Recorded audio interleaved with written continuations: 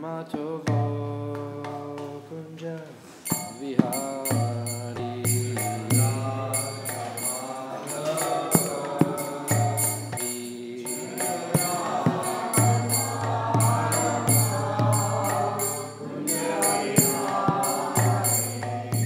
Gopi Janabalaba Girivardari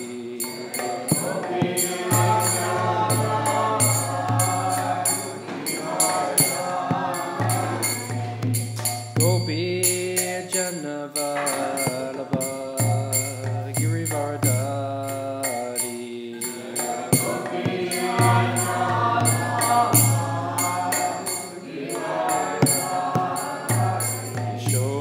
Yashodanandana Vrajajanaranjana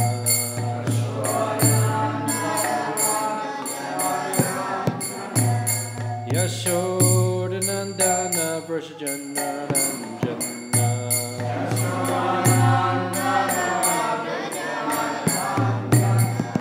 Jamuna Tirtha Vanachari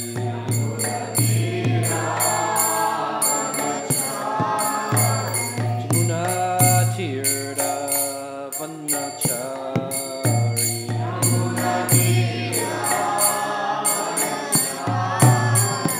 Jayo Radha Matovo Kunja Vihari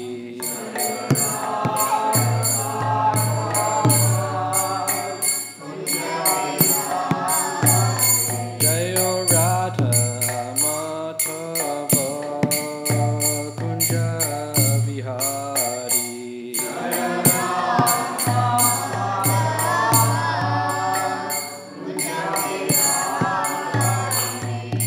Gopi Janabalaba Girivaradari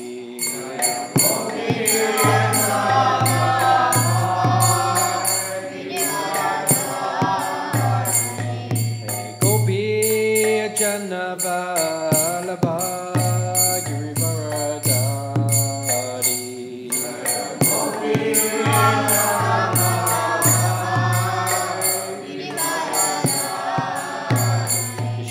Yashodanandana Vrajajanaranjana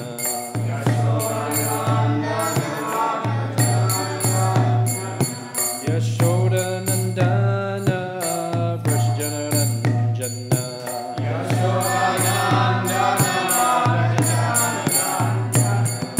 Jamuna Tirtha Vanachari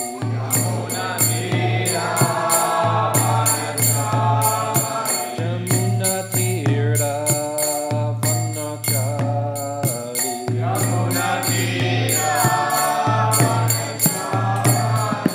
Jaya Radha Matovo Kunja Vihari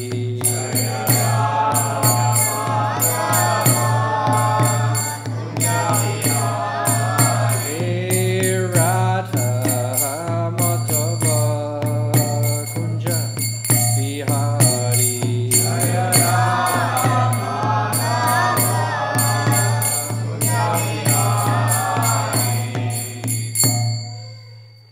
Jayom Vishnupad Paramahamsa Bhaktivedanta Ashtottara Śrīmad His Divine Grace A.C. Bhaktivedanta Swami Srila Prabhupada Ki Jai. Anantakoti Vaishnava Brinda Ki Jai. Grantaraj Śrīmad Bhāgavatam Ki Jai. Go Prem Hare Anandi Bol. Oh glory is the assembled devotees Hare Krishna. Oh glory is the assembled Hare devotees Krishna. Oh glory is the assembled devotees Hare Krishna. Oh glory is Sri Guru Sri Gauranga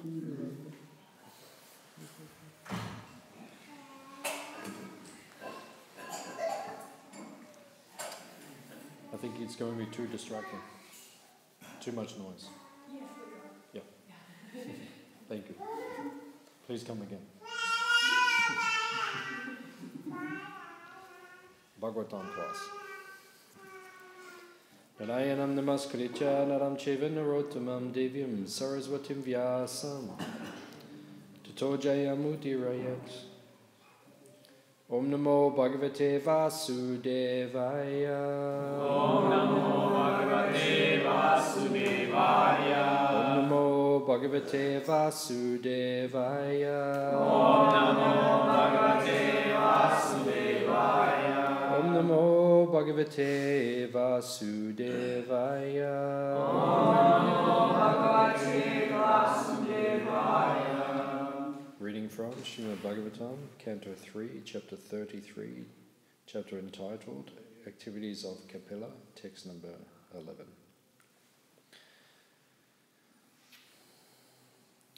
Shradat Svaitan Matam Mayam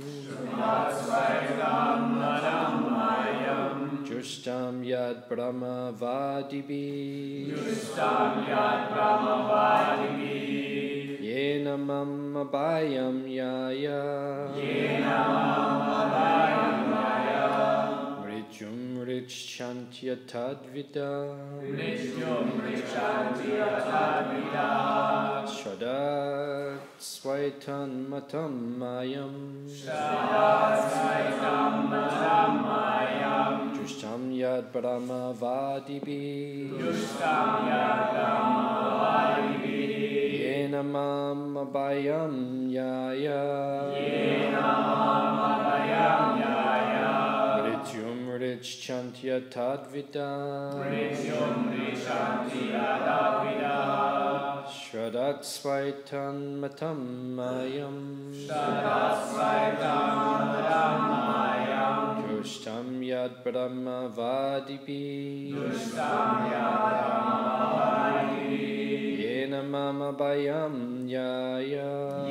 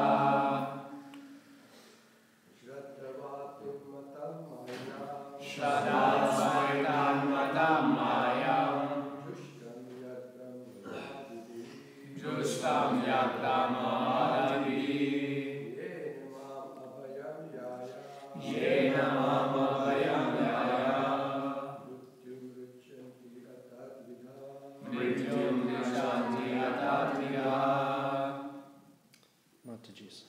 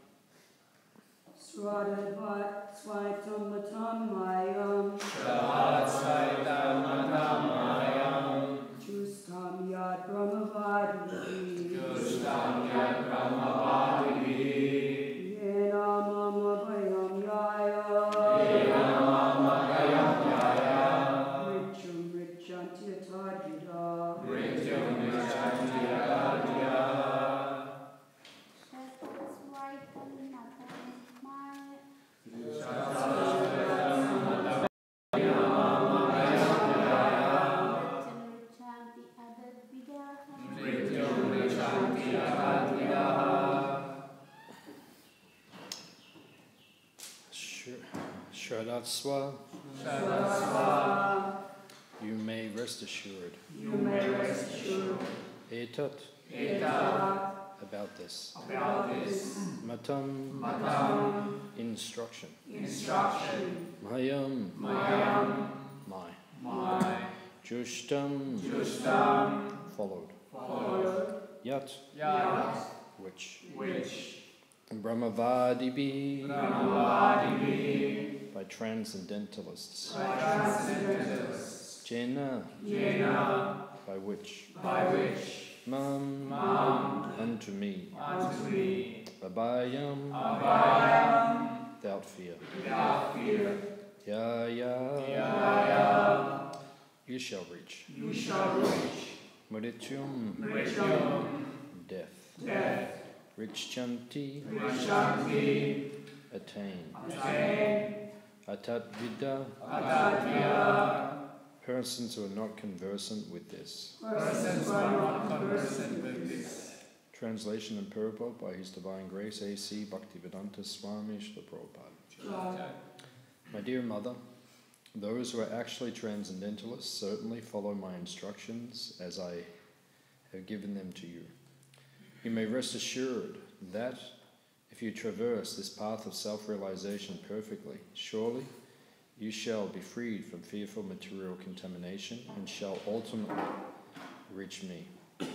Mother, persons who are not conversant with this method of devotional service certainly cannot get out of the cycle of birth and death. Translation responsibly. My dear mother, those who are actually transcendentalists, certainly follow my instructions. As I have given them to you.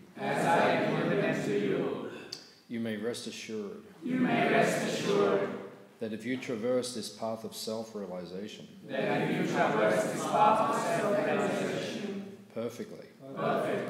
Surely you shall be freed from fearful material contamination. And shall ultimately reach me. Mother. Persons who are not conversant. With this method of devotional service. Certainly cannot get out of the cycle of birth and death. Purport. Material existence is full of anxiety, and therefore it is fearful. One who gets out of this material existence automatically becomes free from all anxiety and fear. One who follows the path of devotional service enunciated by Lord Kapila is very easily liberated.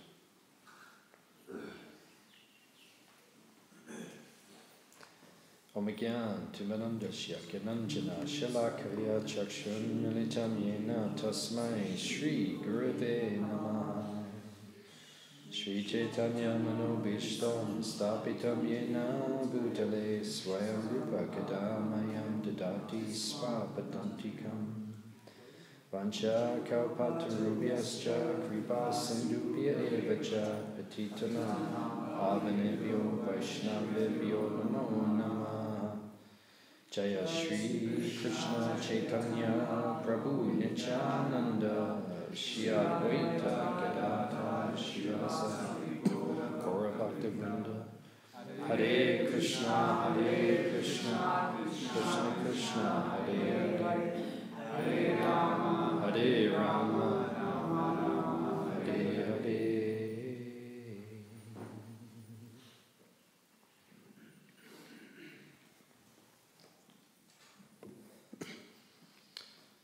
So we've been reading these teachings of Kapila Dev for many months.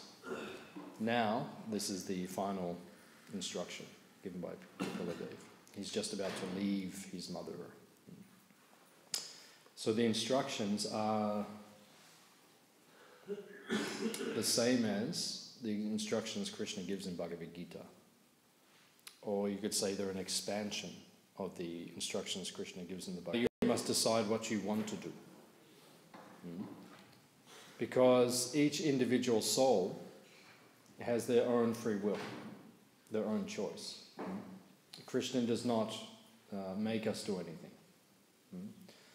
Krishna does not force the jiva to serve him.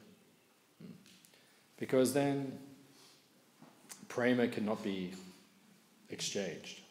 The goal of life is prema prayojana. Prema pumata mahan. That is the goal, is love. So love, if it is forced, then it is not love. You can't make someone love you. That is not love. It's like I was giving a lecture 20 years ago at some home program. One little boy was sitting next to me.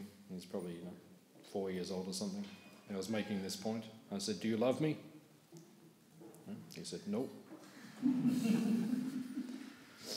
I said, "But I love you. Do you love me?" He said, "No." And I said, "But when we finish the lecture, I'm going to give you lots of sweets, lots of nice prasadam. Do you love me?" He said, "No." So you cannot force someone to love you. Love is not forced. Love has to be given by free will. If it is not given by free will, then it is not love, it's force. So Krishna does not want to force, or he does not force any jiva to love him. It must be given by free will. So at the end of the Bhagavad Gita, Krishna says, "I've spoken everything to you, Arjuna. Now you must decide what you want to do. Whether you take these instructions up or not, that is your free will." Right? We have to choose, do you want to take these instructions or do you want to leave them? That is our free will. That is our choice. All of us have heard these instructions many times, both live and recorded. So we've heard so many times the instructions. But whether we follow them, that's our free will. And some days we follow them and some days we don't follow them. In Satya Yuga, the demons are born on different planets. You'll see in the pastime of Hiranyakashipu, in the Śrīmad pastime, then the demons are born on different planets. They had to travel from planet to planet to fight. You read in the Bhagavatam, it says like that. In Treta Yuga, they're born in different countries. Just like you see in Ramayana. And then in Dwapara Yuga, in different families. That's Mahabharata. Pandavas, Kauravas, different families. Kali Yuga, same family, same body, same person. Different day of the week, that's all. Monday, devotee. Tuesday, asura. Wednesday, devotee. Thursday, asura. Friday, devotee. Saturday, asura. Sunday, 50-50. Same body, you don't know. Because you get up some mornings, we've heard the teachings thousands of times. We know the teachings, we know what to do. But some days you get up, you don't want to do it. You're rebellious against Krishna. Why did we come to the material world in the first place? It is a rebellious spirit. We don't want to serve God. We don't want to serve Krishna voluntarily. Therefore, some mornings we wake up, we don't want to serve Krishna. Other mornings we wake up, all we want to do is serve Krishna. So we have to close the gap. So that over time, that willingness to serve Krishna, that desire to serve Krishna, the enthusiasm to serve Krishna, and the spontaneity to serve Krishna, that becomes embedded within us. That means you're advancing in Krishna consciousness. Prabhupada actually says that in chapter 30 of Krishna book, around about that section of Krishna book. Prabhupada says that you have to look at yourself and you have to, like on a scale, you weigh things up. So you look at yourself and you say, am I becoming more attached to Krishna and are my material desires becoming less? So sometimes we feel in our life like the scales are tipping. Some days the material desires are more, some days they're less. Over time we should be feeling gradually that the desire to serve Guru, Krishna, Vaishnavas, that is becoming strong. And then material desires in our heart, they are becoming less. In the beginning, we are anishtita. Anishtita means unsteady. So it fluctuates day to day, week to week, hour to hour, minute to minute. It fluctuates. But then in due course of time, it should become steady, fixed. That's nishta. Nishtita bhakti is what we're aiming for at this point. After anatta nivritti, it becomes steady, fixed. Every day we serve Krishna. Even though sometimes we may feel less enthused to serve Krishna, but still we do our duty. You see actually the most advanced devotees, or you could say advanced devotees, how can you tell if someone is advanced? Actually here in this temple, Balaram Prabhu, the previous temple president before Aniruddha Prabhu, he asked Srila Prabhupada, in Prabhupada House, he asked him a question, he said, when is someone, or how do we know someone is qualified to take Brahman initiation, second initiation? And Srila Prabhupada said, he must be steady, fixed. That's the qualification. So when someone's advanced in Krishna consciousness, not a pure devotee, but when we become advanced, we're steady. Right? Even we don't feel like doing our service, but we do our service. We don't fluctuate. Right? Some days we don't feel very inspired. Sometimes it may happen. Some days you don't feel very well physically or mentally or whatever is taking place. Sometimes there are tribulations in your life. There are difficulties, but you don't stop serving. That's the sign of advancement. And you'll see who are the advanced devotees even in our community. The devotees who are doing their service day after day, after day, after day, after month, after year, after decade, fixed. That's advancement in Krishna consciousness. Actually, Prabhupada's Guru Maharaj, Bhaktivedanta Saraswati Thakur, he said, everyone else can leave, but you stay. Right? So that's how each one of us should feel. Right? Everyone else can leave, not that we want that, and not that that will happen, but everyone else can leave. No, I will stay. Now, that's your decision. Because Krishna, he's doing this to Arjuna in the Bhagavad Gita.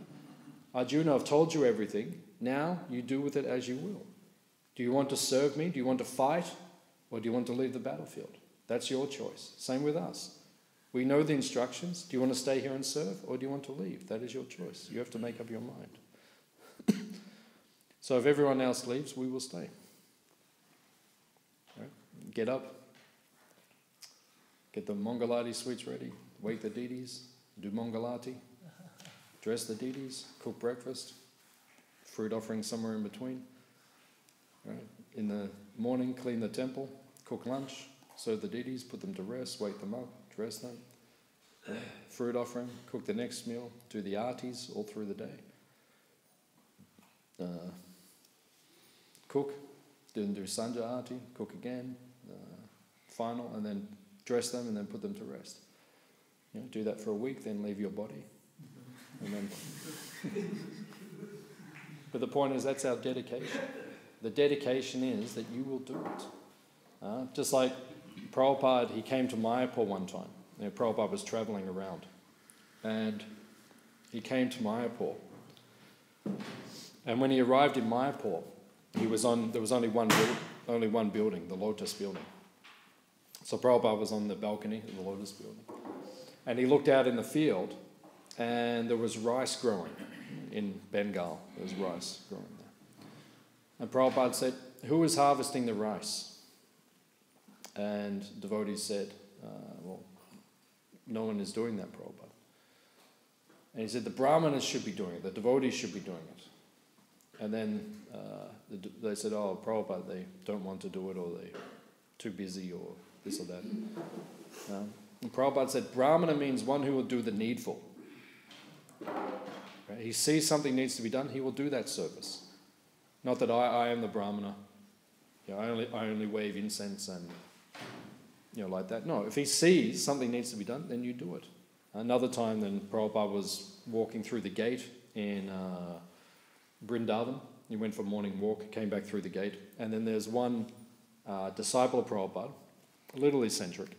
So then Prabhupada would walk through the gate with some disciples. They went for a morning walk, come back, and then he would stand there at the gate with Śrīmad Bhāgavatam, and he would chant Sanskrit shlokas, first canto. We have met your divine grace by the will of providence. Like, you know, chant nice verses in Sanskrit and then English like that. So Prabhupada didn't even look at him, just walked past. So the devotee did this 3 days in a row. And finally on the third day, Prabhupada stopped, he put his cane down. He said, there's rubbish on the ground. Pick it up. Do something practical for Krishna. And then he walked. So the point is, devotees, we have to do something practical, and we have to be willing to do anything for Krishna.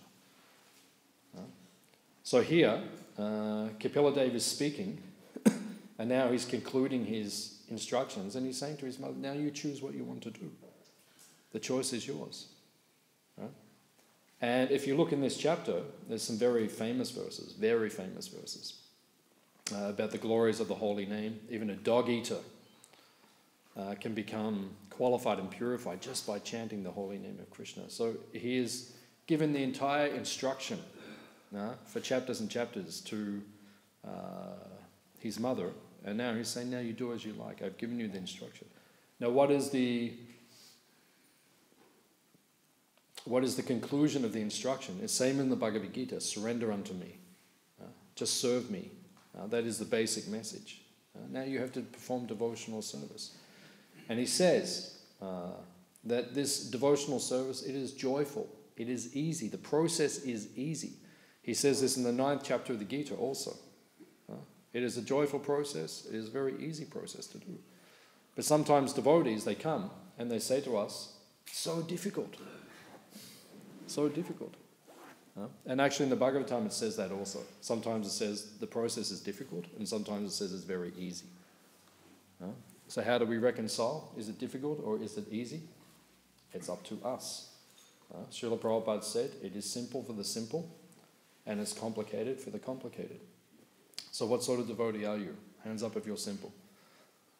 Hands up if you're complicated. Hands up if you're schizophrenic and you're not sure. Or hands up if you fluctuate every week. Some days we're complicated, some days we're simple. So the process is simple. And we must be blissful. If we perform devotional service, you must be blissful. Devotional service is under the jurisdiction of the internal energy. Mahatmanas tu mam parta, daivim prakritim ashrita. When you do devotional service, you are in the spiritual energy. So if you're in the spiritual energy, the nature of the spiritual energy is full of eternality, knowledge, and bliss. So if you're doing devotional service, you must be feeling blissful. So then, if you say, well, I'm doing devotional service, I'm not feeling blissful, then the problem is your consciousness and your application of the process, because the process itself is perfect. And the result is you must be feeling blissful, because devotional service is only blissful. Can you imagine going back to Goloka Vrindavan and seeing miserable devotees? Oh, Prabhu, I'm feeling a little bit mental today, Oh, I cut my finger, I can't do my service today. I can't make almonds. You won't find that anywhere in the spiritual world. Everyone's just enthusiastically, eternally, unendingly, and ever increasingly serving Krishna blissfully. So in the material world, if we're doing devotional service, we're not feeling blissful, it means the application is not correct. If you're chanting the holy name of Krishna, which is the main anga of bhakti, all of us are chanting the holy name. So you're chanting the holy name. It says within the Shastra, even in this very canto, there are instructions there. But Rupa Goswami himself, because we're all Rupanuga Vaishnavas, Rupa Goswami has said that when he chants, he feels that he needs thousands of tongues and millions of ears to relish all the nectar in the 2 syllables, Krishna. The Bhagavatam says in the 2nd canto, in the previous canto, that if you are chanting, if tears do not come from the eyes while chanting, then your heart is still framed. So that means there's a problem with the application. There's no problem with the process. That means we're not chanting the holy name properly. We should feel very blissful. Sometimes we feel chanting the holy name is like some torture, which was invented by the previous acharyas to punish us for not surrendering to Krishna. But if you are chanting the holy name, you should feel blissful. You should relish chanting the holy name. Srila Prabhupada said, why 16 rounds? Why not 16,000 rounds? That's how a devotee should feel.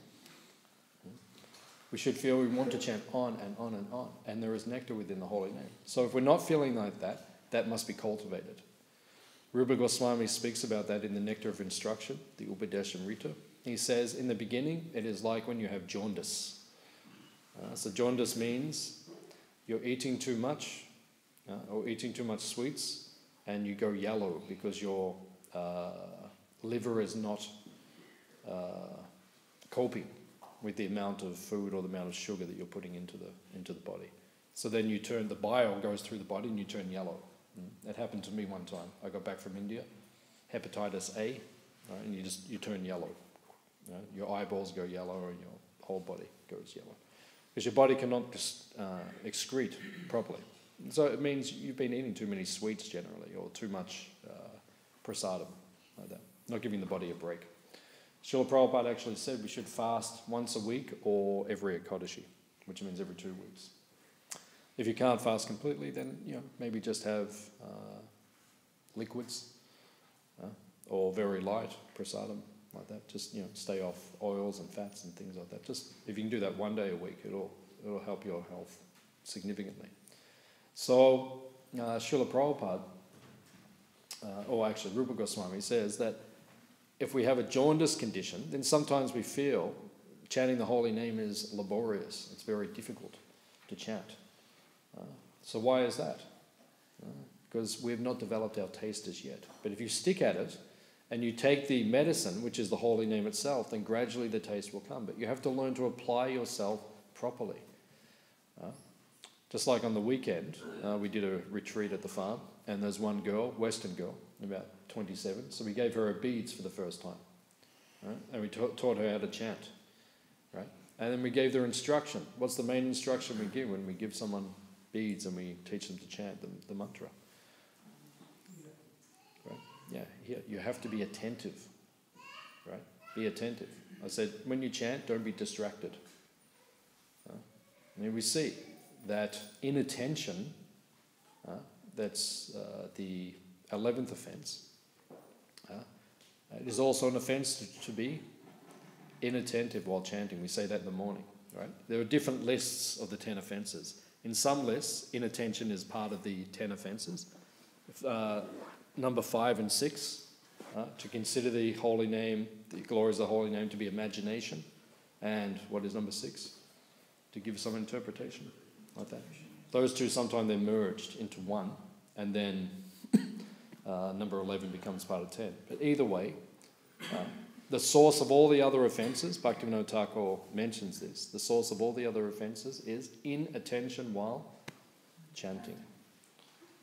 So usually you see, you have to analyse. If I don't have a taste for chanting, if I'm not feeling enthusiastic in devotional service, then look at yourself, be honest, and see, I'm probably just being inattentive while I'm chanting. I don't chant properly. So how can you be enthusiastic? Right? It's disrespectful. Right? It's aparad. Just like if someone comes to the temple, a guest. Right? Just like recently we had the king of Udaipur, was it? Prince of Udaipur. So he comes. So, he doesn't walk in the front gate. We say, Maharaj, just go and help yourself to some charanamrita and, prasadam's upstairs, look after yourself, no problem. Toilets are down the back. No, you have to be attentive as a guest. So same, when we are chanting the holy name, Prabhupada says Radha and Krishna are dancing on your tongue.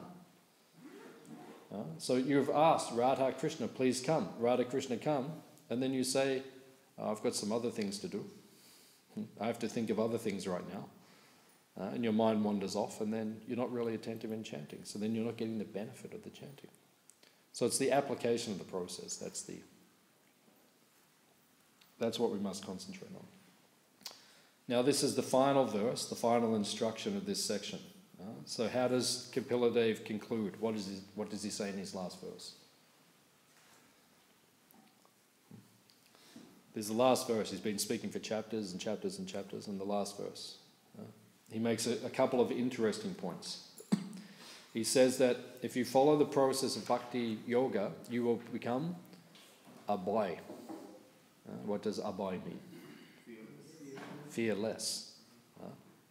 Hands up if you are fearless. We're still very scared. We're bhaya das. We're very scared. The thought of death sometimes for us is terrifying. Maybe not. We'll see when we get there. When it comes upon us, when the shadow creeps up on us, then we'll see how we actually feel. But sometimes it can be very scary. That means that the devotional service is not yet mature. Actually, in the previous purport, Prabhupada mentions, he says, liberation entails being situated in one's own position. That is the definition of the Śrīmad Bhāgavatam, Muktiya Srupena Vyavastiti. Vyavastiti means like fixed in your swarup. When you're fixed in your swarup, what does that mean? Your spiritual identity. When you're fixed in your spiritual identity, your eternal relationship with Krishna, you will become fearless. Srila Prabhupada was fixed in his eternal identity in his relation to Krishna. Even Srila Prabhupada, when he first came to America in 1968, he was lecturing in Los Angeles, and Prabhupada said, "You think I am in Los Angeles, but actually I am in Vrindavan." Right? He says that in one of his lectures. You think I am in Los Angeles, but actually I am in Vrindavan. Meaning that he was fixed and situated in his swarup. And because he was fixed and situated in his swarup, what was his consciousness? He was abhay. Abhay means fearless. One time, Srila Prabhupada, he said in the lecture, he was lecturing, and he said, you can fall down, but I cannot fall down in devotional service. So then, after the lecture, Prabhupada finished and he was praying in front of the deities. And devotees afterwards, when Prabhupada was going back to his room, they said, "Prabhupada, what were you praying for?" And Prabhupada said, "I was praying that I do not fall down." And then the devotee said, "Well, Prabhupada, you said in the class that you can never fall down." And Prabhupada said, "Yes, because I'm always praying that I will not fall down." In other words, he's dependent on Krishna. So when we come to this level of dependence on Krishna, we will become abhaya. Abhaya means fearless. Without fear. We don't have any fear. At the moment we doubt everything. Will Krishna actually look after me? Will he actually be there for me? If my business folds, will he look after me? Actually, it's a great test. It's a great test. It's not easy in this material world. The point is there's no security in this material world. What can you guarantee in this material world? Taxes and death. Taxes and death, that's basically it. You will die and the government will tax you along the way. That's basically all that there is that we can guarantee. Everything else is uncertain. Radhanath Swami says anything can happen at any time. And if you've been in this world for a number of years, you'll have some realization about that fact. I know in my own life. Sometimes I'm going along and then something which I was not expecting suddenly happens, and then that's it. Changes your life forever. So that's the nature of the material world. There is no guarantee of security. This material world is full of anxiety. Prabhupada said in the purport. In the spiritual world, there is no anxiety. Why? Because everyone is dependent on Krishna. Therefore, everyone is abhaya.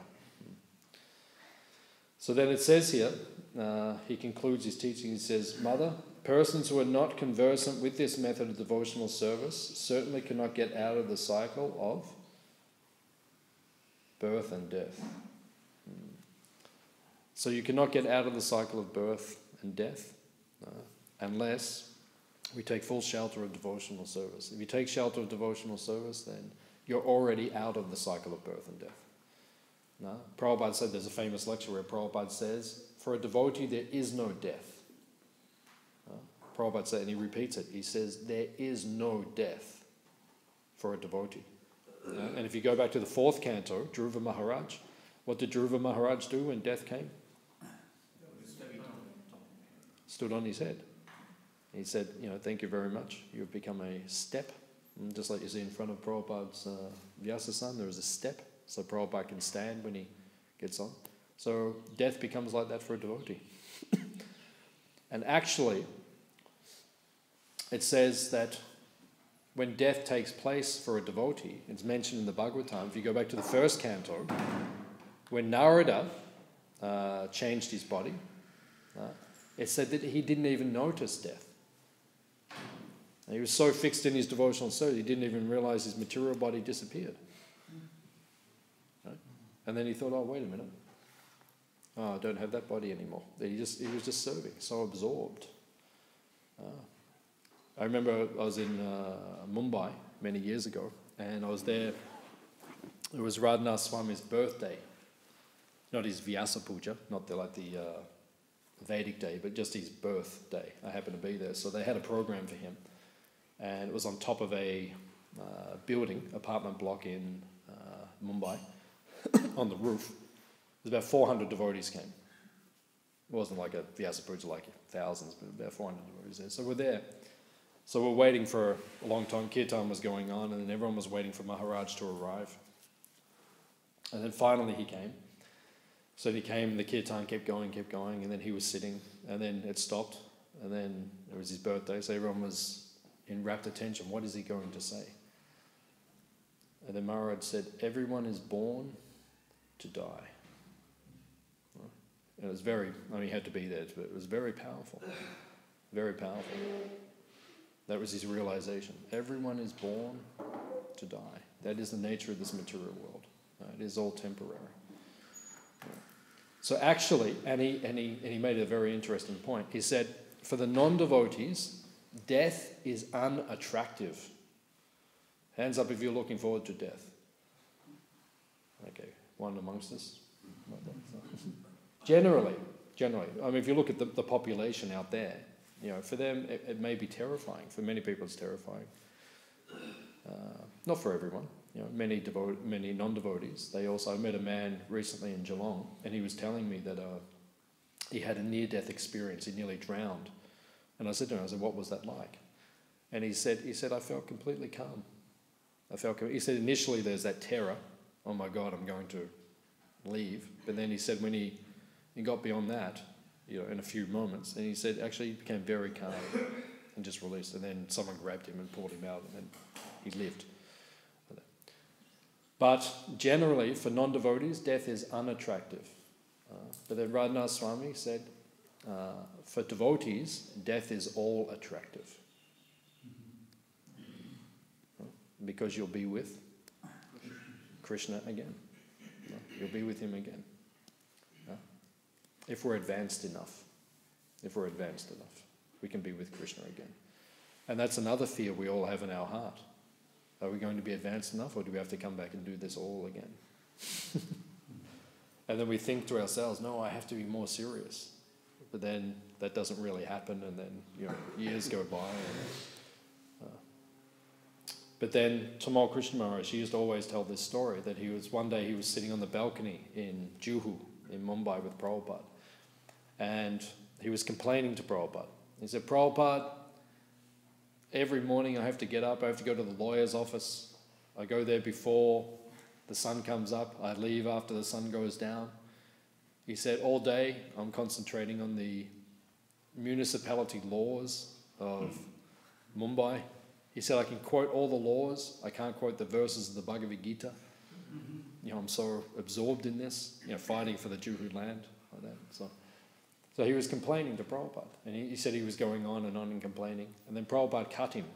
Right? And Prabhupada said, for so many births, you have served so many masters. For this one lifetime, you just serve Chaitanya Mahaprabhu. And whatever you're lacking at the time of death, Lord Chaitanya will cover that, and he will take you back to Godhead. And Tamal Krishna Maharaj, I've listened to his lectures, thousands and thousands of hours. And he tells that story more than any other story. That's his most prominent story. And Prabhupada said that. If anything is lacking, one time Prabhupada said, if we just get to 70%, Lord Chaitanya will cover the rest, he'll take you back. So how much are you on? What is your number? Is it 59%? Is it 69%? Is it 39%? Where is it? Are we can we confidently say we're 70%? Sometimes I think that. I think, yeah, maybe I'm 70%. But then other times I think maybe it's about 23. It fluctuates day by day. Some days I feel like, oh yeah, I'm getting there. And other days I feel like not so close anymore. So if we can get to 70%, then something wonderful may happen. And we may see the all-attractive person at the time of death. So we'll stop here. We'll see if there's any questions or comments on what we discussed.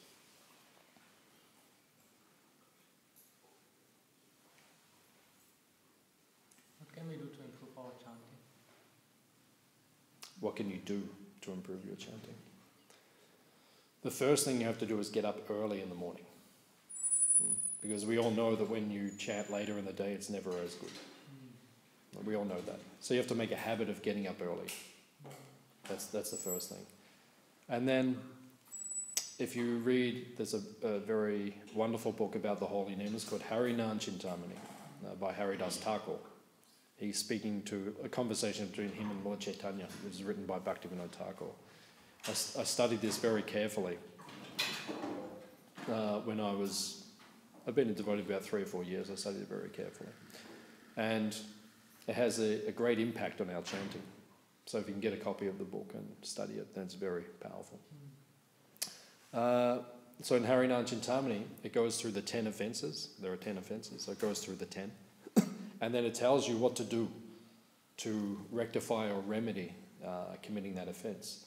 And when it gets to inattention, which is said to be the cause of the other offences, it said that we must chant in an undistracted way. And Haridas Thakur even says, if you need to blindfold yourself while chanting so that you will not be distracted, then do that. Like cover your eyes, so because sometimes we get inattentive, we're seeing this and we become distracted. So when you chant, chanting is jhana, it's meditation. So when you're if we go to a meditation course, everyone sits very focused. Chanting is like that. So you have to chant, it's meditation. Sometimes the devotees chanting, they're walking here and they're walking there, and then they're talking to this devotee and they're picking this flower and they're putting their washing in the washing machine and driving their car and clicking and doing so. That's not attentive chanting. So it says every morning we say, after we recite the 10 offences, we say you will not get the prema dan. Prema dan means the goal or the gift of prema. You won't get it if we don't chant properly. So you have to learn to chant properly. And then Haridas Thakur also says that if we are feeling unenthusiastic in our chanting, but sometimes we do, then he said when festival days come, like Janmashtami, Baladev Purnim, Julan Yatra. Yeah? Is Julan Yatra starting soon? Yeah. When does that start? Thursday. Yeah. I knew that, but it's coming. All right. So Julan Yatra, that's my favourite festival the whole year. The one thing I don't like about living at the farm, I like pretty much everything about living at the farm, but one thing I don't like is sometimes I have to miss things like Julan Yatra. That's the only thing I don't like. Because this is the most beautiful festival of all the festivals. Of all the festivals. Nothing is superior. No? Maybe the Rasa Lila is considered superior. But in the spiritual world, and actually I was reading recently in Ananda Vrindavan Champu, another beautiful festival they have. Spiritual world just means festivals. That's all it is. Just like they do Holi, right? Holi, then they do Julan Yatra. Then they do Jal Keli, they all jump in the Jamuna and swim. Then they do Rasa Lila. Then they have a feast. Then they go and herd the cow. It's just it's just like it's ongoing. It's a festival. It doesn't stop. I was reading recently in Ananda Vrindavan Champu that while Julan Yatra is going on, and the Julan is big, like Krishna and Radha and many gopis are on the Julan, like big. It must be like a big platform, and that's swinging up like that. And there's 4 Julans, and they're in the 4 directions all facing in, so they're all kind of swinging in and out like this towards each other. And then they start playing Holi while they're on the Julans. right? So as the Julans come close, everyone starts throwing colours at each other on the other swings. It's like this whole battle going on while the swings are swinging. Right?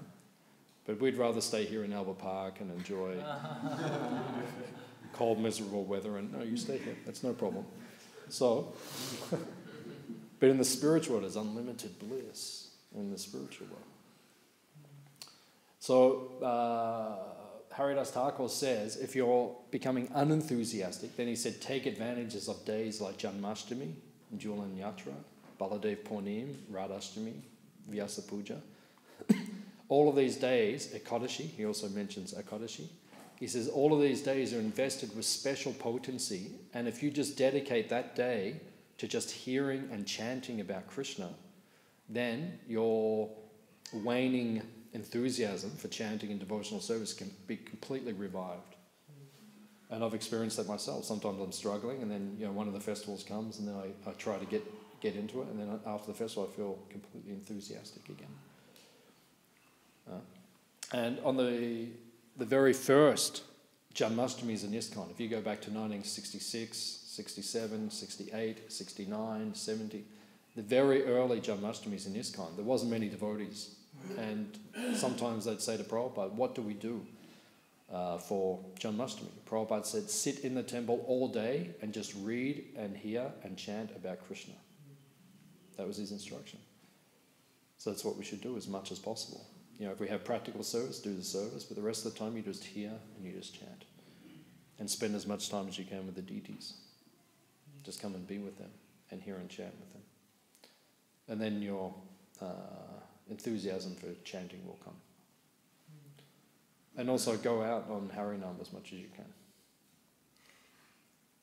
can. I know that's an austerity, but you have to.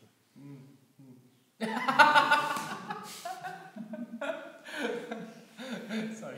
Very difficult service. Go out on Harinam. Just if you go out on Harinam a lot, you'll become enthusiastic for chanting. Yeah. And also in the temple in the morning. So we have the morning program, right? And we do kirtan. Get into the kirtan. Sometimes I see, we're going up and down and devotees are talking to each other. They're not really in the kirtan. If you're in the kirtan, get into the kirtan. Be enthusiastic. Dance and chant ecstatically for the pleasure of the deities. And then you'll feel enthusiastic. Devotional service is not about doing the activity. It's the consciousness while doing the activity. Right? Or if you look in the Nectar of Instruction, in the introduction or the preface, Prabhupada says, advancement in Krishna consciousness is dependent upon the attitude of the performer. That's how, who's an advanced devotee, who's not an advanced devotee, right? It all depends on attitude, one thing, right? If you really apply yourself, you become advanced. If you don't apply yourself, you don't become advanced. So the choice is completely up to us. We can be unenthusiastic, oh, it's so difficult, oh, I can't do it, oh, I don't want to do it. Okay, be like that, and you'll get nowhere. Or be enthusiastic, and then... Is that okay? Mm-hmm. Okay. Any other questions? You mentioned how Krishna told Arjuna to have your own willingness, whatever you want to do. Sometimes I will feel like, okay, a senior devotee would tell you something, but at the same time you have your individual mind. It's not like running away from the service or something. But how do you keep your individuality, alive at the same time that I'm different from that person and doing that service too, or keeping the bhakti? You'll know by the result. By the result. Because like you say, devotional service is voluntary. Even back in the 1970s, Srila Prabhupada, sometimes devotees would want to go to a particular temple. They'd want to go to this temple or to that temple or like that. And then one of the devotees in Europe, might have been Hamsaduta Prabhu or I can't remember, and he wrote a letter to Prabhupada and he said, oh Prabhupada, devotees want to go from Germany to France or something like that. And Prabhupada said that is their individual choice. So it means that, ultimately it is us who make the decision. Ultimately. We make the decision what we want to do. But we voluntarily accept the authority or the instruction or the advice of Guru and Guru's representatives. the senior Vaishnavas. So then you have to see what is the result. The result is that sometimes, they'll give you an instruction, the guru, and like that. You follow that, you become very blissful because you surrendered, you passed the test. And other times you think, well, I'll use my own individual choice, my free will, and then you don't follow, and then you end up being completely miserable. So then you have to see which is better. So generally, it is better to follow the instruction. You follow Guru, you follow senior Vaishnavas, and if you follow them, then you'll feel very blissful. So the result is there, the barometer is bhakti is there. Of course, no one can force you and you cannot do it, but that is the general principle. And if you do follow, you'll be happy. Is that okay? But if you get the result, you after whatever seniors told you, you did it, and after some time you feel like, okay, it didn't help your, devotional life. How do you deal with that? Then you go back and you discuss, and you reconcile it together. Devotional service means there has to be discussion. Even when the guru gives you an instruction, then you can discuss with the guru. Like that. Oh, I think like this, I think like that. And then, come to the best like that. Because there may be unseen circumstances or unseen things which need to be discussed. So generally, the senior devotees and they'll be willing to discuss, and then they can make adjustments if necessary. Is that okay? Any other question? One comment. When you were saying non-devotees are very much afraid of death, and devotees are fearless, they are not afraid of death. I was thinking Rabindranath Das Thakur, he had his day last Thursday. Rabindranath Das Thakur. His body disappeared while he was dancing. Bigger, smaller, smaller. Mahaprabhu's arrangement, how he left his body. So therefore we have to consider. Any other question? Okay. Srila Prabhupada ki?